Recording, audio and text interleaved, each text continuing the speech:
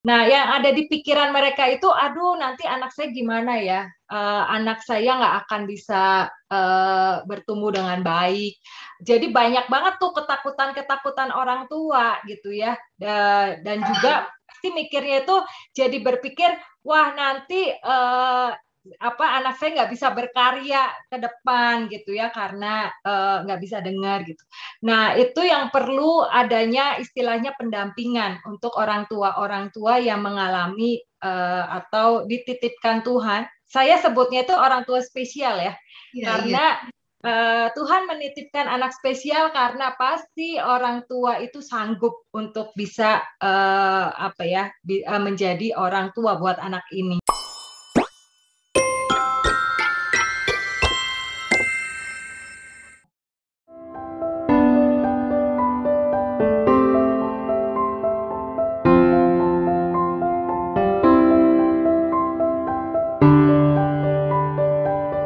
Halo, bertemu lagi di Bincang Anak, sebuah segmen di YouTube Anak Bisa yang isinya adalah bincang-bincang antara tim anakbisa.com dengan para pakar di bidangnya masing-masing yang akan memberikan informasi dan edukasi untuk para orang tua pada khususnya dan masyarakat Indonesia pada umumnya, disertai berbagai pengalaman menarik. Bukan hanya seputar parenting, tapi juga berbagai topik menarik masa kini yang akan memperlengkapi orang-orang yang berkecimpung dalam dunia pendidikan, parenting, remaja dan anak-anak, serta keluarga di Indonesia. Anakbisa.com sendiri adalah sebuah platform pembelajaran online untuk anak Indonesia yang berisi berbagai kelas untuk membangun keterampilan anak yang dapat Bapak Ibu akses melalui www.anakbisa.com. Visi Anak Bisa adalah agar setiap anak Indonesia memiliki keterampilan dan karakter positif untuk aktif berkarya bagi kota dan bangsa. Baiklah, Bapak Ibu, teman-teman semua, Bintang Anak hari ini bertopik berkarya dalam keterbatasan. Ini adalah topik khusus untuk orang tua dengan anak berkebutuhan khusus. Dan tentunya kami telah mengundang seorang narasumber yang juga pakar dan berpengalaman di bidang ini. Dia adalah Ibu Devi Sumarno. Beliau adalah lulusan S2 Psikologi Pendidikan UPI Bandung. Beliau adalah mentor sekolah dan terapi anak berkebutuhan khusus Puspa Terang Nusantara. Beliau juga adalah founder Yayasan Rumah Tumbuh Harapan atau dikenal dengan Rumah Ruth di Bandung, dan beliau juga adalah seorang konselor anak dan remaja. Baiklah, tak berlama-lama lagi saya akan menyapa narasumber yang telah hadir bersama-sama kita hari ini. Halo, Bu Devi. Halo, Gimana Bu kabarnya hari Ega. ini? Baik, baik. Iya, apa kesibukannya nih? Sekarang sibuk ngurusin anak-anak di sekolah dan juga anak-anak di yayasan juga. Oh, Dan oke. anak-anak sendiri juga ya, karena sekarang kan jadi online school ya. Jadi semua orang tua menjadi guru dadakan, tanda kutip. Iya, betul-betul. Oke, tadi kita sudah mendengar ya salah satu aktivitas Ibu Devi adalah dia adalah mentor di sekolah dan terapi untuk Puspa Terang Nusantara. Itu adalah sekolah untuk anak berkebutuhan khusus ya, Bu Devi? Iya, jadi Puspa Terang Nusantara itu PKBM ya. PKBM Puspa Terang Nusantara ini di dalamnya ada sekolah dan terapi untuk anak-anak yang special needs atau berkebutuhan khusus.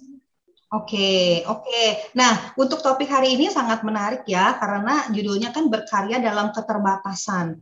Bahwa memang selama ini kan orang tua yang mereka dikaruniai gitu, dianugerahkan secara spesial oleh Tuhan, anak-anak yang berkebutuhan khusus, mereka punya permasalahan atau harapan tersendiri buat anaknya gitu kan. Nah, mereka tentunya pengen anak-anaknya ini di dalam keterbatasan mereka itu mereka bisa berkarya.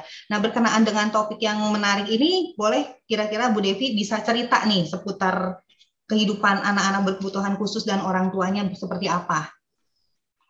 Iya, jadi memang sewaktu menghadapi atau memiliki dianugerahi Tuhan ya, memiliki anak yang special needs atau berkebutuhan khusus, sebagian besar orang tua itu tidak siap gitu ya.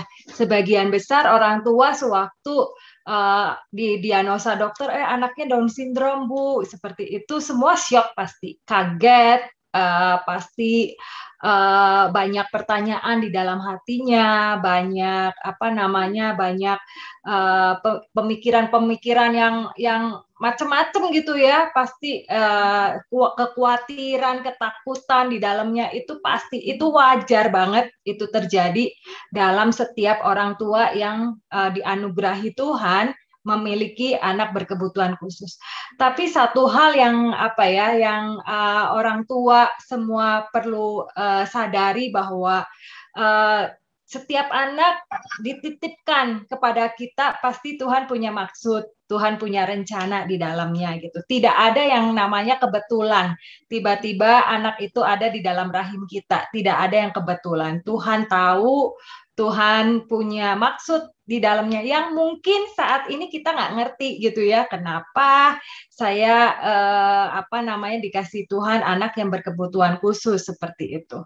Nah, jadi kan memang kalau di dalam nangani anak berkebutuhan khusus itu macam-macam ya. Ada yang memang sudah ketahuan tuh dari semenjak di dalam kandungan, misalnya kayak Down syndrome seperti itu kelihatan sejak di dalam kandungan. Tetapi ada juga yang enggak gitu ya. Dari Jadi kandungan udah bisa kelihatan ya, dari dalam ya, kandungan. kalau Down syndrome sudah kelihatan dari semenjak di dalam kandungan. Atau misalnya ada kelainan-kelainan fisik yang lainnya, misalnya apa namanya kepalanya, lingkar kepalanya lebih kecil daripada usianya. Berarti orang tua memang harus siap tuh ke depannya ada hambatan-hambatan, keterbatasan daripada anak karena apa namanya lingkar kepala anak lebih kecil itu terlihat sewaktu di dalam kandungan. Tetapi banyak kasus-kasus yang setelah lahir gitu ya. Jadi special needs-nya atau anak berkebutuhan khususnya terlihat setelah masa perkembangannya tidak sesuai dengan usianya gitu ya, tahapan perkembangan anaknya tidak sesuai gitu. Jadi misalnya seharusnya udah bisa duduk, harusnya udah bisa ngomong, tapi anak saya kok telat ngomongnya gitu. Kok anak saya kok nggak bisa ngomong, atau kok kalau dipanggil-panggil gak dengar gitu. Itu kan kelihatan sewaktu sudah dalam masa pertumbuhan anak gitu. Atau juga yang umumnya terjadi di anak-anak dengan kondisi autism itu kan biasanya setelah 2 tahun, 1, 2, bahkan 3 tahun gitu ya, setelah mereka punya interaksi dengan orang tua atau sekelilingnya, itu baru kelihatan. Kenapa kalau dipanggil kok dia kayak punya dunia sendiri ya? Kok muter-muter biasanya apa namanya suka dengan barang-barang yang berputar-putar. Kok kalau dipanggil dia nggak bisa tatapan muka itu. Jadi memang banyak hal yang bisa apa ya dilihat gitu ya setelah dalam masa tahap perkembangan anak. Tapi satu hal, setiap anak itu dilahirkan dengan kondisi yang unik, setiap tiap anak itu beda-beda gitu ya. Jadi memang Tuhan menciptakan bahkan anak kembar pun punya kepribadian berbeda, punya keunikan yang berbeda gitu. Masing-masing anak punya keunikan yang berbeda-beda. Jadi memang orang tua harus perlu tahu nih, setiap anak diciptakan bukan kebetulan, Tuhan pasti punya maksud, Tuhan punya tujuan untuk setiap anak, dan juga apa namanya setiap anak itu unik gitu. Iya. Jadi berarti bukan cuman anak berkebutuhan khusus ya, setiap anak gitu yang tidak berkebutuhan khusus atau yang normal, mereka juga sebetulnya unik gitu ya, punya Ya, keunikan masing-masing.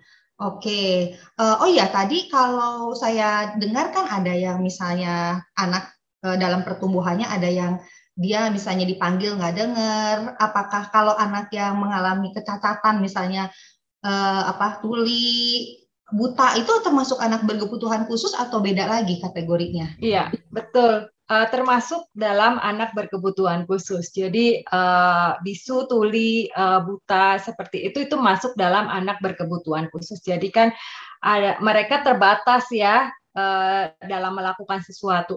Nah, kebanyakan kan orang tua itu sewaktu eh, tahu kondisi anaknya, misalnya itu biasanya namanya tes BERA ya, BERA tes. Setelah tes BERA kondisinya pendengarannya tidak 100% gitu bisa mendengar, berkurang atau bahkan sama sekali tidak bisa dengar gitu ya.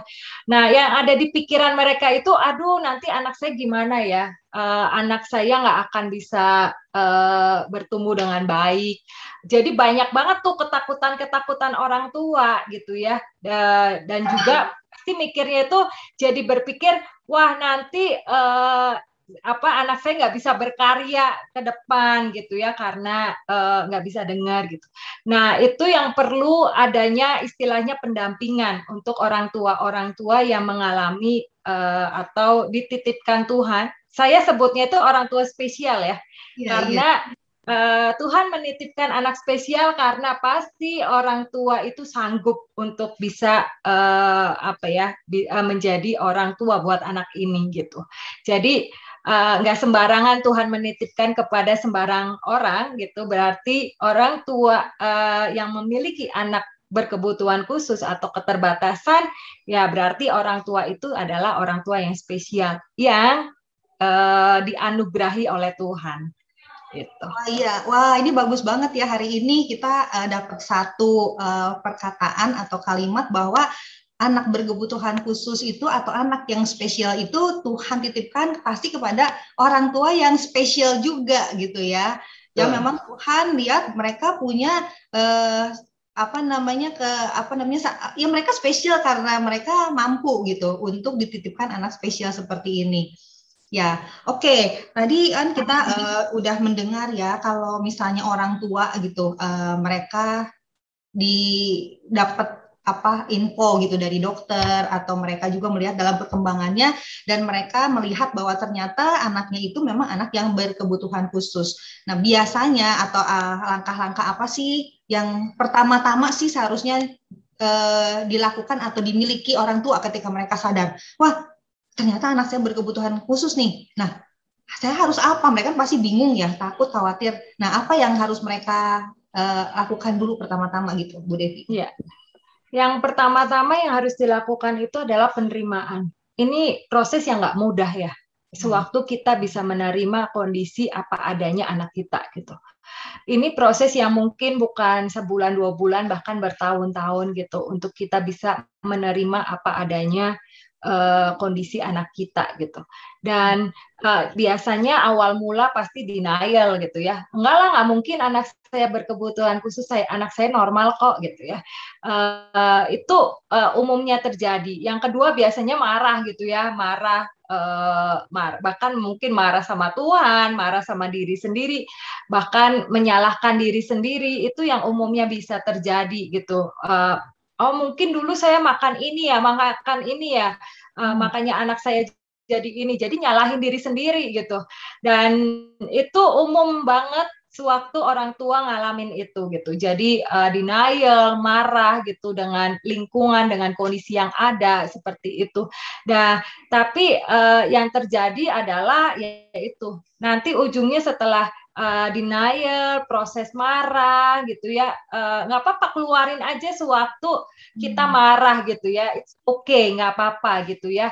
Nah, sampai satu proses yang namanya acceptance atau penerimaan gitu. Proses penerimaan ini umumnya apa ya, untuk sampai satu titik orang tua atau terutama mama ya yang terus berhubungan dengan anaknya sehari-hari adalah mama gitu. Itu perlu banget yang namanya istilahnya itu aku Tuhan titipkan anak ini aku harus menerima gitu apa adanya dan keterbatasan yang ada dalam diri anak ini gitu. Nah, penerimaan ini menentukan banget perkembangan anak. Sewaktu orang tua bisa menerima apa adanya anak, itu menentukan tahapan perkembangan anak berikutnya. Dan yang saya bisa lihat ya hari-hari ini itu kalau di sekolahan, kalau orang tuanya sudah menerima, perkembangan anaknya itu cepat banget gitu. Jadi dibanding dengan orang tua yang masih denial, masih nggak mau terima gitu ya. Tapi sewaktu orang tua bisa menerima, si anak itu bisa ngerasain, walaupun si anak itu nggak ngomong gitu. Tapi anak itu bisa ngerasain mamanya menerima dirinya gitu. Jadi saya punya murid satu, dia anaknya itu adalah berkebutuhan khusus autism ya, dan waktu itu dia anak tunggal satu-satunya gitu, cowok lagi gitu ya, dan orang tuanya waktu awal-awal itu kan sekarang anaknya usia 17 tahun gitu ya, jadi zaman dulu kan masih belum dia info-info tentang anak berkebutuhan khusus masih sedikit sekali gitu. Tapi yang terjadi adalah dalam proses-prosesnya akhirnya orang tua ini bisa menerima anak ini. Dan sewaktu anak ini bisa menerima, akhirnya yang terjadi sekarang ini anak ini ikut Paralimpik gitu ya, juara renang gitu ya. Dan papa mamanya nggak pernah sekalipun ngomong menyesali punya anak seperti ini. Justru yang saya dengar ya, yang saya sering dengar dari mulutnya dari papa mamahnya ini adalah kesaksian-kesaksian dalam hidupnya anak ini, bagaimana Tuhan memberkati anak ini, bagaimana Tuhan bukakan pintu buat anak ini gitu ya, dan itu sangat sangat memberkati. Jadi penerimaan itu dirasakan oleh anak sewaktu orang tua sudah menerima acceptance dengan anak ini apa adanya dengan kondisi yang seperti itu akan dirasakan oleh anak. Sewaktu anak itu mulai merasakan mamanya menerima, papahnya menerima saya, dan dia akan lebih bisa berjuang dalam dirinya. Dan dia bisa, ya itu tadi ya, tahapan perkembangannya akan lebih cepat gitu ya. Yang dulunya susah banget toilet training misalnya gitu ya, susah banget buat megang makan gitu, megang sendok garpu, susah sekali ngajarinya. Tapi sewaktu kita bisa menerima, yang akan keluar dari mulut kita kan sewaktu kita bisa nerima, kebayang nggak? Waktu orang tua bisa nerima apa adanya anak, jadi yang keluar dari mulut kita adalah penerimaan kan. Ayo kamu bisa. Ayo ayo ulangi lagi. Ayo kita bisa. Kita lakukan sama-sama, yuk kita berjuang sama-sama. Nah, itu dirasakan oleh anak dan itu mempengaruhi juga suasana rumah. Jadi sewaktu keluarga bisa nerima, papa mamahnya bisa nerima, suasana atmosfer rumahnya itu berubah. Yang dulunya mungkin suasana rumahnya apa ya, aduh kenapa ya anak ini kayak gitu, kenapa kamu nggak bisa, kan udah diajarin berkali-kali gitu kan, rasanya kayak hopeless terus gitu ya, kayaknya nggak ada harapan. Tetapi sewaktu sudah menerima, harapan itu muncul gitu. Sewaktu harapan itu muncul, yang keluar dari mulutnya papa mamahnya juga akan berbeda, dan itu sangat mempengaruhi banget gitu. Jadi sewaktu kita bisa nerima, ayo kamu pasti bisa nih gitu, sedikit lagi, ayo sedikit lagi kamu pasti bisa gitu. Nah, karena ada harapan yang muncul gitu buat diri setiap anak.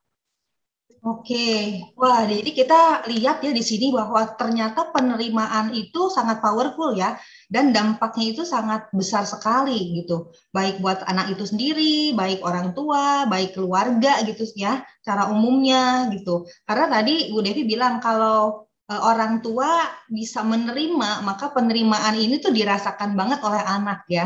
Tadi juga ada hubungan dengan daya juang si anak gitu, dan juga tahap perkembangannya itu akan lebih cepat ya, juga perkataan-perkataan orang tua gitu juga kepada anak ini juga akan berubah begitu ya. Jadi memang ini dasarnya ya, dasar. Nah, satu lagi adalah kalau orang tua kan kadang-kadang kalau belum terima jadinya suka ngebandingin kan. Jadi saya pernah ngalamin ini dalam diri saya gitu ya. Tanpa saya sadari saya itu ngebandingin anak saya dengan anak orang lain gitu. Nah, Iya. waktu itu itu saya tanpa saya sadari gitu ya, dan ternyata itu melukai anak gitu. Hmm. Jadi dulu itu ada anak saya ini tuh kalau belajar itu santai banget. Jadi istilahnya itu kalau nggak diburu-buruin untuk ngerjain PR gitu ya, ya dia santai aja. Nah, saya tuh saking gemesnya berkali-kali diomongin dianya tetap aja seperti itu. Jadi saya itu ya, dari mulut saya keluar perkataan-perkataan ngebandingin sama anak orang lain gitu. Makanya kamu tuh jangan nggak seperti si A gitu ya, yang kalau belajar itu cepet banget kerjain PR-nya gitu. Dan itu sering saya lakukan gitu, tanpa saya sadari. Sampai satu hari anak saya itu datang sama saya sambil nangis, dan dia bilang, "Mami, Ceris itu sedih gitu. Kenapa sih Mami harus ngebandingin Ceris sama si A gitu? Ceris itu sedih, Ceris nggak mau Mami ngebandingin." Iya. Ternyata waktu hari itu ya, saya itu diem di kamar, saya itu ya ampun, ternyata apa yang saya ucapkan itu melukai anak saya gitu. Dan akhirnya saya bilang, Mami minta maaf ya kalau selama ini Mami itu tanpa Mami sadari, Mami membandingkan kamu dengan si A, saya bilang gitu. Dan setelah itu akhirnya saya itu berhati-hati dengan mulut saya gitu ya. Nah, waktu saya akhirnya nggak pernah ngomongin si A ini temennya, nggak pernah ngebandingin. Saya bilang, ayo Cerisa bisa kok, ayo cepet ngerjainnya. Coba di waktu 10 menit Cerisa selesai, lalu Ceris boleh main seperti itu.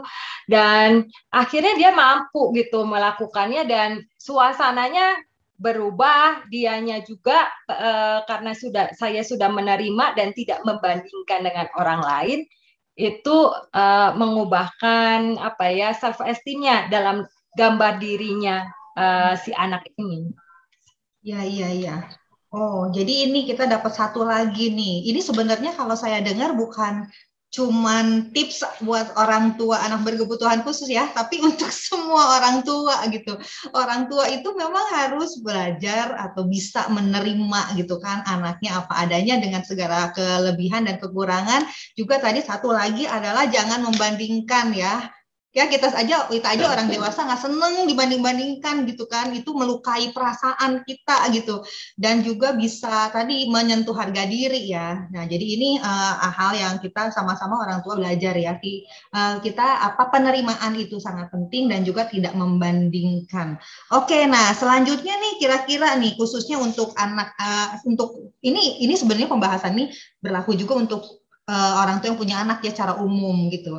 Nah, untuk anak berkebutuhan khusus juga pada khususnya kita mau bahas hari ini. Setelah itu tadi tahapan itu kira-kira untuk orang tua yang punya anak berkebutuhan khusus, apalagi yang mereka harus lakukan nih terhadap anaknya nih?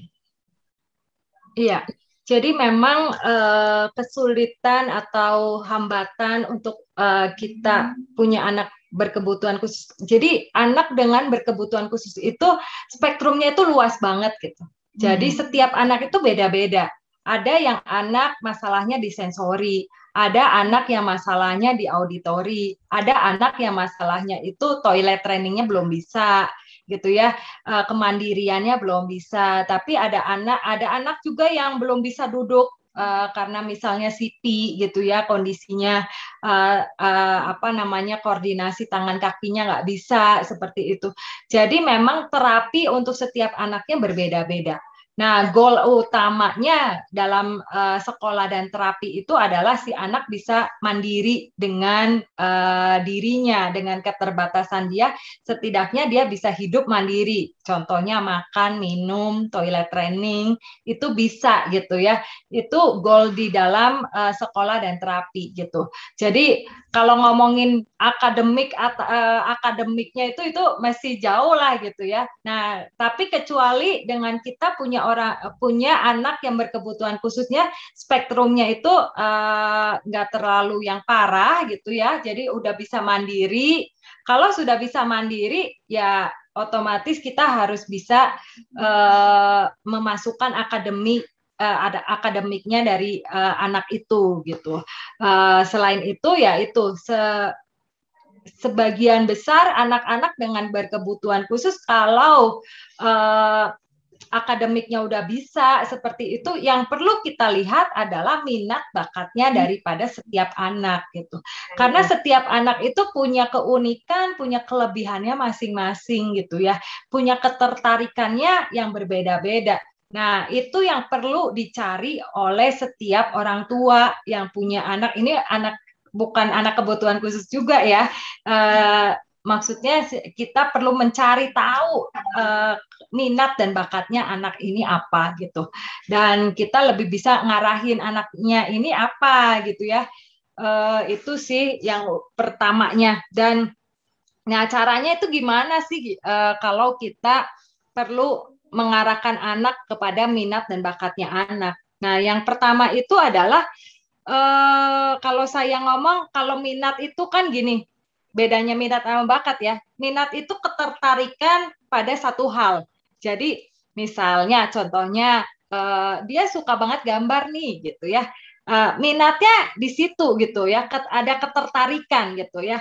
Nah, tapi kalau bakat itu kemampuan yang lebih daripada itu, Kak. Dia punya istilahnya kalau di dalam dunia pendidikan, dia punya kapasitas belajar yang unggul daripada yang lain. Contohnya musik misalnya. Dia mah punya bakat musik gitu ya. Baru diajarin sedikit aja memang talentnya di situ, bakatnya di situ, jadi cepet banget bisanya gitu. Atau dia memang bakatnya di gambar. Ada anak yang cuma dikasih kuas, cat, macam-macam, dia bisa berkarya dengan gambarnya yang di luar pikiran orang gitu ya. Memang bakatnya di situ. Jadi bakat itu adalah kapasitas belajar yang lebih unggul daripada yang lain seperti itu. Nah, itu perlu tahu. Nah, gimana caranya orang tua bisa tahu kan? Kalau nggak pernah dicoba, itu ya kita nggak akan tahu. Ya, jadi memang harus dicoba ya. Harus dicoba banget gitu. Nah, saya senang banget sih sewaktu anak saya kan itu ya Cia, yang apa namanya, beli yang dari Anak Bisa itu ya, yang gambar gitu. Oh ya, nah, kelas itu kan orang bisa gambar apa, ya kelas yang gambar. Dan anak saya yang pertama, waktu dia dapat video itu, dia langsung gitu ya, langsung gambar gitu, karena memang minatnya dia adalah di situ gitu, dan dia tidak dengan susah payah untuk mengikutinya gitu.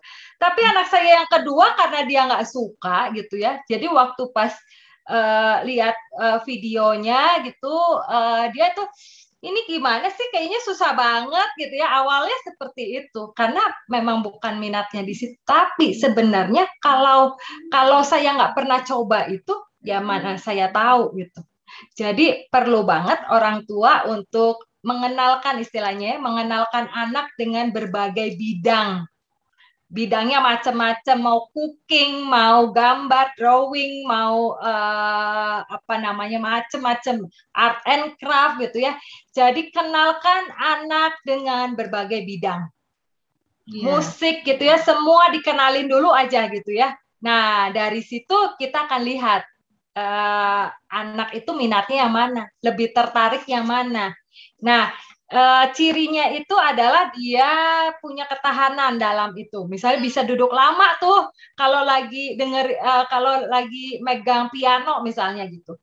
Dia bisa nggak ngeluh dan bisa ada ketahanan di situ. Itu cirinya. Dia punya ketertarikan di situ.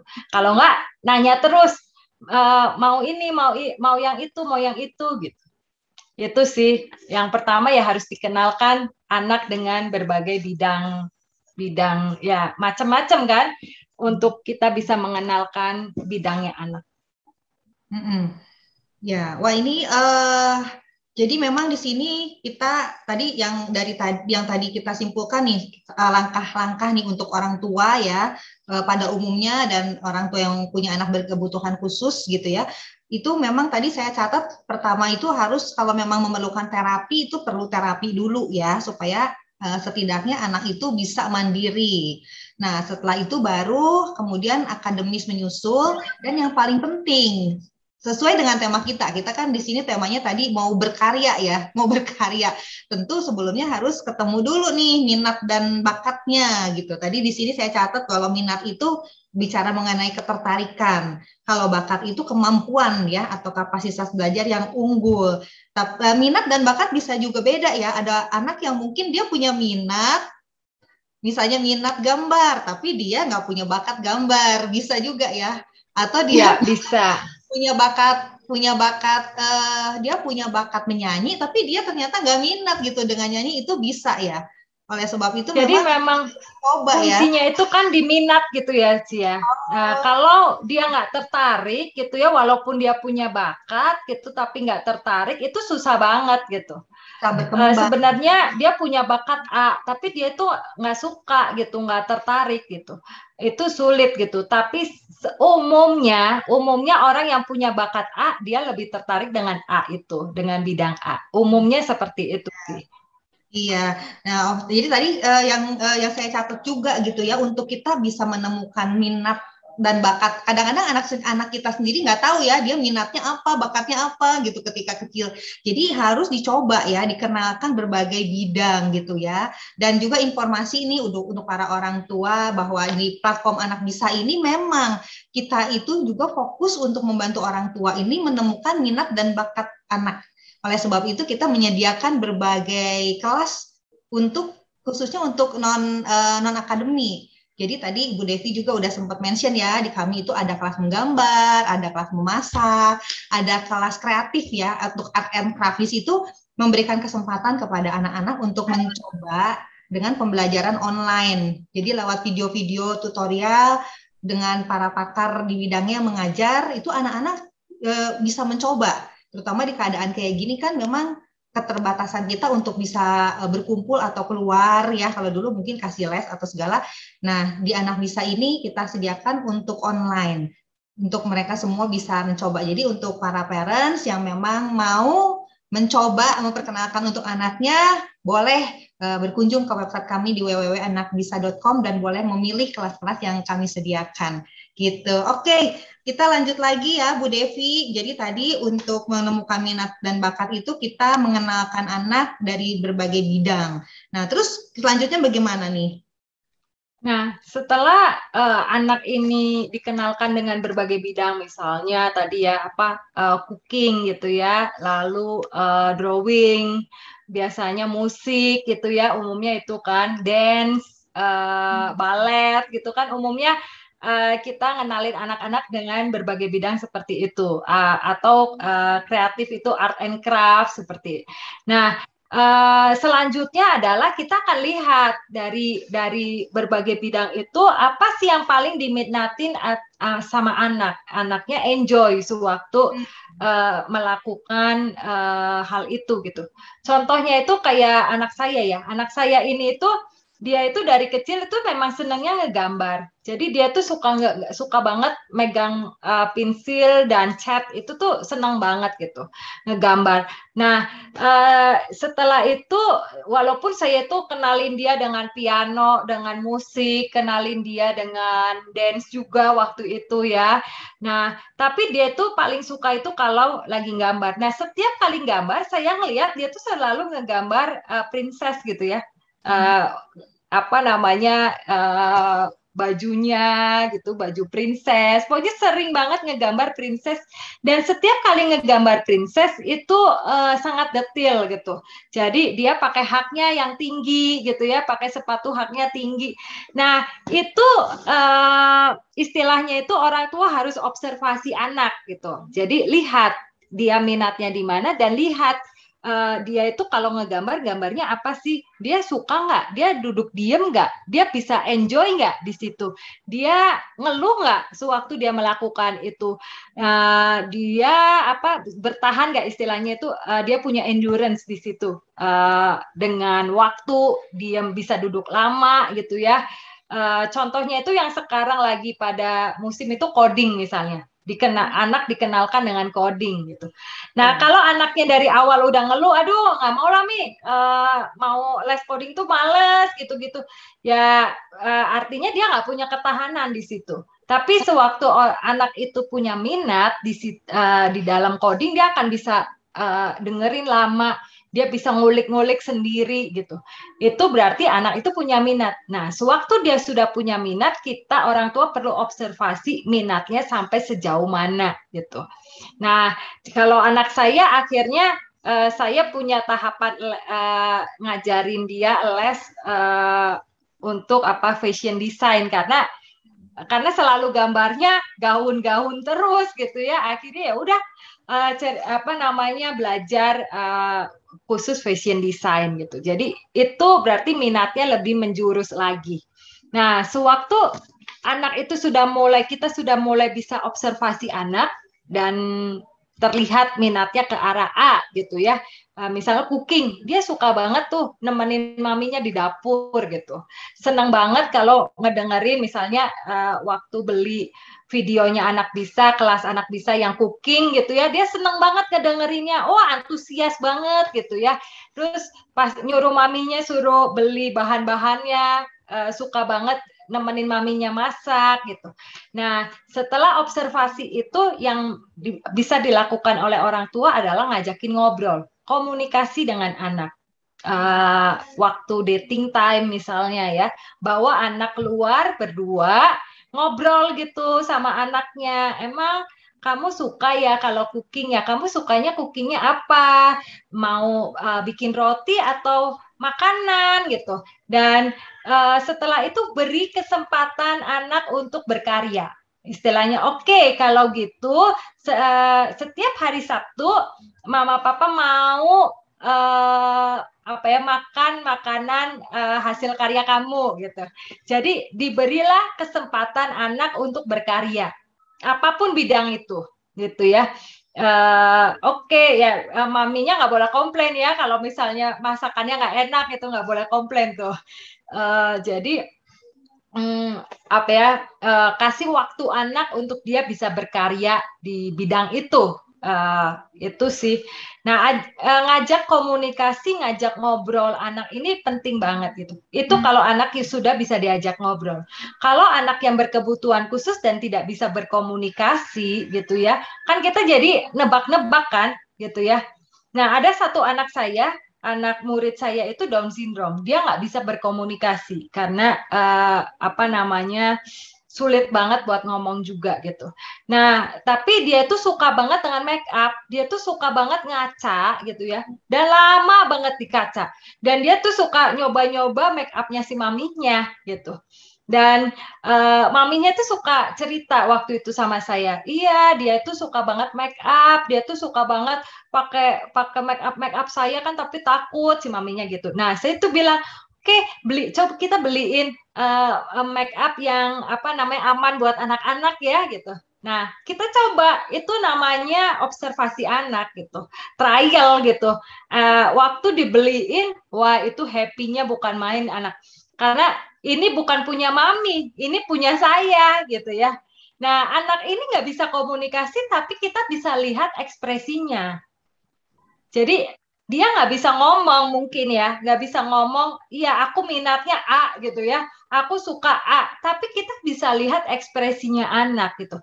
Waktu dia dikasih peralatan-peralatan make up gitu yang aman buat anak, dia happy banget, seneng banget sampai meluk maminya, sampai dibawa-bawa dan nggak boleh ada orang yang pegang si make up itu. Artinya apa? Artinya dia happy. Dia minatnya di situ gitu. Dan singkat cerita, anak ini akhirnya sekarang diambil oleh satu perusahaan makeup artis untuk dijadiin nama di KUAS, dan dia sekarang jadi punya penghasilan. Anak ini punya penghasilan berapa persen daripada penghasilan kuasnya itu adalah untuk bayar sekolahnya anak ini. Akhirnya anak ini bisa bayar sekolah dan terapinya sendiri. Wow, nah, ya. Iya, dulu kan mungkin mamanya itu berpikir, aduh anak ini itu nyusahin banget sih gitu ya. Punya anak kebutuhan khusus kok nyusahin banget, biayanya gede, biayanya mahal, terapinya mahal. Iya, memang gitu ya. Itu memang proses orang tua dalam menghadapi anak ini. Tapi sampai sewaktu kita menemukan, kita bisa ngarahin, dan kita percaya banyak orang yang peduli dengan anak-anak kita. Banyak orang yang apa namanya mulai punya empati buat anak-anak ini. Itu baru yang pertama ya. Ada satu lagi adalah anak kami yang suka gambar. Jadi gambarnya akhirnya dijadiin vest, jadiin kaos gitu ya, dijadiin produk gitu dan dijual gitu ya oleh kami kerjasama dengan satu brand namanya Zoleka gitu.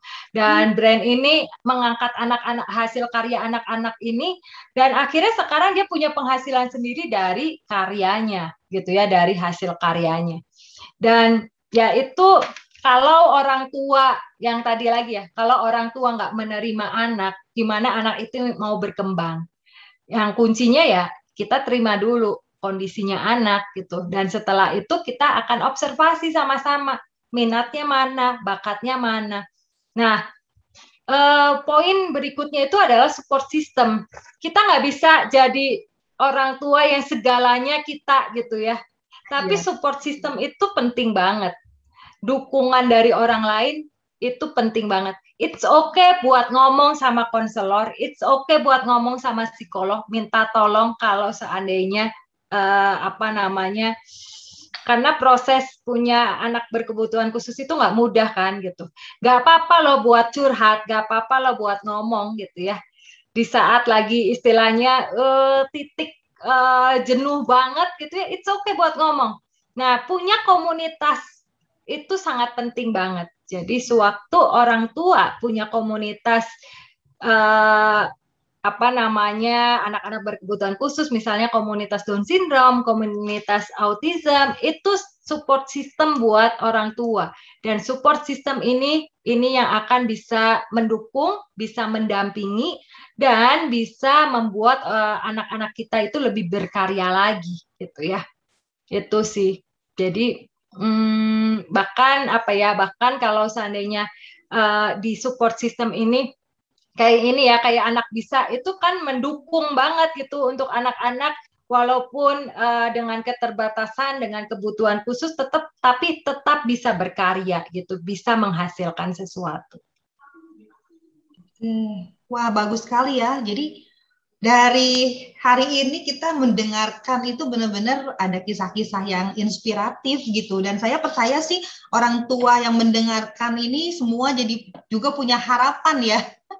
Baik orang tua pada umumnya gitu dan terutama untuk orang tua anak-anak berkebutuhan khusus atau ABK gitu, bahwa kita ini juga di sekarang ini apa tidak sendirian ya Bu Devi ya. Jadi memang ada tadi juga di-mention bahwa kita perlu support system juga gitu, karena ternyata di luar sana banyak banyak orang-orang yang peduli ya. Tadi sempat di-mention juga ada brand alat-alat make up gitu kan yang dia mau mensupport gitu, menjadikan tadi seorang anak itu juga jadi namanya dipakai ya tadi untuk brand Ya. kuasnya. Terus juga tadi ada perusahaan kaos Soleka yang mau memproduksi hasil karya gambar seorang anak gitu. Jadi memang di luar sana banyak sekali orang-orang yang peduli dan mau memberikan dukungan. Tadi juga sempat disebutkan juga ada komunitas-komunitas ya, komunitas-komunitas anak Down syndrome dan sebagainya. Kalau misalnya ada orang-orang tua yang mereka pengen tahu nih mengenai komunitas ini dan lain sebagainya, apakah dari Bu Devi juga nanti ada infonya? Ya, boleh nanti DM ke Puspa Terang Nusantara di Instagramnya. Nanti kami akan kasih link-link komunitas-komunitas yang ada di wilayah Bandung atau Indonesia gitu. Oh iya, jadi Instagramnya namanya Puspa Terang Nusantara ya. Ya. Nanti saya akan tulis juga ya Bapak Ibu di catatan atau keterangan di YouTube video ini supaya Bapak Ibu bisa menghubungi begitu. Oke. Nah, oke. Jadi selanjutnya nih mungkin ada juga tambahan kalau setelah mendengarkan hal ini gitu, banyak orang tua kan yang langsung pasti jadi bersemangat. Wah, saya mau lakukan ini, saya mau lakukan ini buat anak saya gitu kan. Dia pasti bisa begini, bisa begitu. Nah, bagaimana nih Bu Devi ini kalau ada orang tua yang udah mulai bersemangat gitu mau melakukan ini dan mau mencoba ini itu gitu kepada anaknya, ada saran nggak nih kira-kira buat orang tua ini? Iya, jadi itu sebenarnya udah langkah yang luar biasa ya. Sewaktu orang tua sudah punya semangat untuk bisa memberikan apa ya, mengenalkan anak-anak dengan berbagai bidang ya. Nah, yang bisa dilakukan adalah pasti satu-satu gitu ya. Gak mungkin semuanya apa namanya dilakukan gitu ya. Nah, apa yang memungkinkan? Misalnya contohnya apalagi lagi pandemi gitu ya. Apa yang bisa dilakukan lewat YouTube atau lewat video gitu ya. Misalnya beli yang tadi ya kelasnya anak bisa itu sangat memungkinkan tuh. Jadi bisa dilakukan kapanpun, dimanapun gitu ya. Karena setiap orang tua kan punya keterbatasan kalau nganterin anaknya les gitu ya. Selain biaya yang pertama, yang kedua adalah waktu gitu ya. Nganterin seminggu 2 kali, 3 kali gitu ya. Sementara orang tuanya bekerja itu sulit gitu. Jadi yang bisa dilakukan adalah kenalkan lewat YouTube boleh gitu ya. Pertama kali saya mengenalkan fashion design ke anak saya itu lewat YouTube gitu. Dan akhirnya saya tuh ngefollow Instagram yang dari luar tentang fashion design anak-anak gitu. Dan akhirnya saya beli bukunya, saya suruh anak saya lihat YouTube-nya gitu. Itu kan sesuatu yang murah, gak hanya beli kuota gitu kan. Jadi bisa dilakukan. Nah, dari situ nanti akan kelihatan tuh anak itu punya minatnya yang mana. Nah, contohnya misalnya dance, balet, les balet kan mahal tuh. Jadi yang bisa dilakukan adalah anak itu suruh nyontoh yang apa yang di YouTube. Dia mau nggak? Dia suka nggak? Sewaktu dia nari balet dengan lihat di YouTube. Sekarang banyak banget tuh tutorial-tutorial yang ada di YouTube gitu. Itu mungkin langkahnya sih. Nah, nanti dari situ mulai kembangkan dan mulai nyari tahu komunitasnya atau mulai dielesin gitu. Oke, nah misalkan nih orang tuh udah bersemangat nih sekarang, tadi udah dapat langkah-langkah dan tips, tapi ternyata anaknya nggak mau gitu, misalkan nggak mau ya, apalagi kalau anak berkebutuhan khusus, kadang-kadang mereka mereka takut, mereka nggak mau mencoba. Apakah orang tua itu istilahnya boleh memaksakan gitu ya untuk si anak gitu, atau dibiarkan saja gitu, atau bagaimana ya sebaiknya? Ini tuh tipis banget ya, antara maunya mami atau maunya anak gitu. Itu tipis banget sih gitu. Nah, saya pernah ngalamin juga karena anak saya itu les piano gitu ya. Nah, waktu les piano udah berjalan nih, udah hampir 1 tahun, udah ikut, udah manggung gitu ya. Jadi saya itu ngerasa sayang nih kalau stop gitu. Tapi yang terjadi adalah setiap kali mau les itu, wah saya harus marah-marah dulu gitu. Jadi saya tuh harus ngomel dulu karena anak saya nggak mau. Anak saya nggak mau. Jadi, nah dari situ saya tuh mikir gitu. Ini tuh sebenarnya saya yang pengen atau anak saya yang pengen gitu. Nah, waktu saya renungkan, ya memang sih sebenarnya karena saya nggak bisa main piano, saya pengen anak saya bisa main piano gitu. Jadi memang jadinya tipis banget ya antara maunya mami atau maunya si anak gitu. Nah, tapi bisa dicoba sih istilahnya itu adalah kalau seandainya anak itu apa namanya nggak mau gitu, nah pasti pertama kali ya pasti didorong oleh mamahnya gitu. Saya ngedorong anak saya untuk les piano itu ya awalnya saya dorong-dorong terus gitu sampai satu titik akhirnya karena udah terlalu sering berbulan-bulan marah-marah terus gitu ya dan itu nggak baik juga buat anak gitu. Nah itu baru kita mikir oh ini mah kayaknya maunya saya deh atau kayaknya anaknya nggak tertarik dengan itu gitu. Jadi Tapi pertama kali ya pasti harus didorong dulu oleh orang tua. Oke, nah yang kedua adalah kasih alasannya gitu. Ini kalau buat anak yang normal ya, buat anak yang normal kasih alasannya gitu. Kalau kamu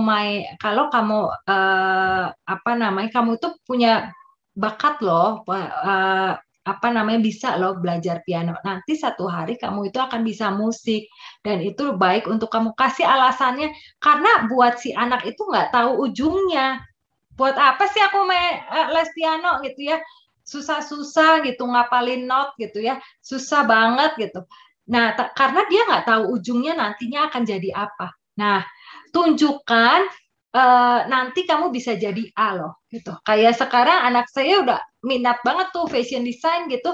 Nah, saya tuh tunjukin, Ceris nanti kalau kamu gambarnya bisa dijadiin gaun gitu ya. Gaunnya kayak gini nih. Ini dari hasil gambar orang gitu. Dan apa namanya nanti bisa jualan gitu atau nanti bisa jadi fashion design yang terkenal. Nah, tunjukin yang terkenalnya siapa gitu ya. Dia suruh nonton gitu. Jadi alasannya dia melakukan itu buat apa gitu. Ujungnya harus dikasih tahu. Nah, tapi untuk anak-anak yang berkebutuhan khusus kan nggak bisa kita ajakin ngomong ujungnya apa gitu kan nggak bisa tuh. Jadi memang ini bagian orang tua untuk mendorong terus. Itu memang apa namanya sampai satu titik kita akan akhirnya tahu. Jadi memang akhirnya trial and error. Nah, cuma nantinya akan kelihatan tuh anak ini mampunya apa sesuai dengan kemampuan dia. Contohnya itu ada satu anak, ini anak Down syndrome yang waktu itu saya ketemu di satu sekolah anak berkebutuhan khusus di Malaysia. Nah, anak ini itu akhirnya bekerja di laundry karena anak ini tuh kalau habis dari mesin cuci dia nyetrika dan dia sangat menikmati keteraturan itu. Ya. Dan akhirnya dia bisa buka laundry sendiri loh. Dia bisa buka laundry disupport oleh ada satu brand di sana, disupport dan dia akhirnya punya laundry sendiri yang melakukan siapa dia sendiri gitu. Karena dia suka mampu diajarin dan dia itu memang suka banget nyetrika gitu, bolak-balik nyetrika gitu ya, nyetrika mungkin buat orang lain itu pekerjaan yang membosankan gitu, tapi ternyata buat anak berkebutuhan khusus dengan keteraturan seperti itu dia suka banget gitu. Itu sih. Atau olahraga ya. Atlet biasanya kalau olahraga ada satu anak teman saya dia autism, dia itu suka apa namanya setiap hari harus latihan. Jadi papanya mau nggak mau nganterin latihan. Dan setiap kali dia latihan dia selalu bilang 20 kali bolak-balik. Every day. Satu hari papahnya ini pengen cepet-cepet gitu karena ada janji sama orang lain gitu. Jadi dia bilang sama anaknya, kamu hari ini latihannya 10 kali aja ya. Jangan 20 karena papi buru-buru gitu. Nah, anak ini nggak mau loh. Anak ini enggak papi 20 kali. Konsisten banget. Lebih konsisten daripada anak normal. Dan itu akhirnya sekarang dia dapat emas di Paralimpik. Karena konsistennya dia. Jadi memang setiap anak punya kelebihan. Ya tadi ya balik lagi minatnya maminya sama minatnya anak itu ya beda tipis. Tapi yang perlu cari tahu adalah ya kita perlu mendorong anak dan lihat kelebihan anaknya kita apa. Iya, menarik sekali ya. Jadi sebagai orang tua tidak memaksa, tapi juga tidak membiarkan ya. Ya sudahlah anaknya nggak mau gitu atau anaknya memang kayaknya nggak bisa gitu. Tapi intinya adalah orang tua perlu mendorong, perlu mendukung, juga tadi juga memberikan alasan atau menunjukkan gitu supaya mereka ngerti gitu apa yang sedang mereka lakukan gitu ya. Wah, topik hari ini menarik sekali ya Bapak Ibu. Tadi kita sudah mendengarkan banyak sekali dari Ibu Devi, mulai dari awal apa yang harus dilakukan orang tua ketika mengetahui bahwa anaknya itu berkebutuhan khusus, kemudian juga tadi ada langkah-langkah menemukan minat dan bakat anak ya, juga tips-tips untuk para orang orang tua gitu kan, bagaimana ketika mereka itu nanti mau membimbing anak sampai mereka itu benar-benar menemukan apa yang menjadi minatnya, kemudian juga bakatnya juga dilatih gitu dengan berbagai cara. Sampai dari sini kita lihat bahwa dari kisah-kisah inspiratif yang tadi juga kita dengar, di tengah-tengah keterbatasan itu bahwa ternyata setiap anak itu bisa menghasilkan karya yang unik, yang luar biasa gitu. Anak-anak yang spesial ini mereka bisa menghasilkan juga karya-karya yang spesial karena punya orang tua juga yang spesial. Begitu ya Bu Devi ya. Oke, sebelum kita mengakhiri bincang-bincang anak hari ini, apakah ada kata-kata yang mau disampaikan Bu Devi untuk para orang tua khususnya untuk anak yang punya anak berkebutuhan khusus? Ya, apa ya? Jadi setiap anak dilahirkan unik, setiap anak dilahirkan itu spesial, dan kita sebagai orang tua perlu banget untuk membawa anak-anak kita dalam semaksimal kita bisa gitu ya. Jadi buat kita saya perlu ngedorong orang tua yang punya anak berkebutuhan khusus tidak usah berkecil hati gitu ya, karena Anda adalah ibu-ibu yang hebat, orang tua yang hebat, dipercaya oleh Tuhan punya anak-anak yang berkebutuhan khusus karena Anda spesial. Itu aja mungkin. Thank you banget Bu Devi untuk hari ini bincang-bincang anaknya yang luar biasa. Bagi orang tua yang nanti butuh informasi yang lebih lanjut ya mengenai beberapa hal, baik mungkin terapi, komunitas dan lain sebagainya, boleh nanti boleh menghubungi Puspa Terang. Dan nanti saya akan berikan informasinya di catatan di bawah. Juga untuk orang tua juga yang mau menemukan minat dan bakat anaknya itu, kami dari Anak Bisa juga akan membantu melalui video-video yang ada di website kami. Tadi juga udah sempat di-mention ada coding dan lain sebagainya, itu kelas-kelas yang coming soon yang akan ada di tempat kami. Begitu, terima kasih banyak nih Bu Devi untuk bincang anak hari ini yang luar biasa. Baiklah Bapak Ibu, demikianlah hari ini kita telah mendengarkan bincang-bincang yang sangat seru dengan narasumber kita Bu Devi Sumarno. Tentunya harapan kami apa yang kami perbincangkan hari ini akan bermanfaat bagi kita semua, khususnya bagi para orang tua dengan anak berkebutuhan khusus ya, sehingga kita mau siapkan anak-anak yang berkebutuhan khusus ini dalam keterbatasannya mereka bisa tetap berkarya. Untuk terus mengikuti berbagai topik dalam Bincang Anak, jangan lupa untuk subscribe YouTube channel Anak Bisa dan juga like, komen, dan share kepada teman-teman yang lain. Bersama Anak Bisa, semua pasti bisa. Sampai jumpa dan salam sehat selalu. Terima kasih.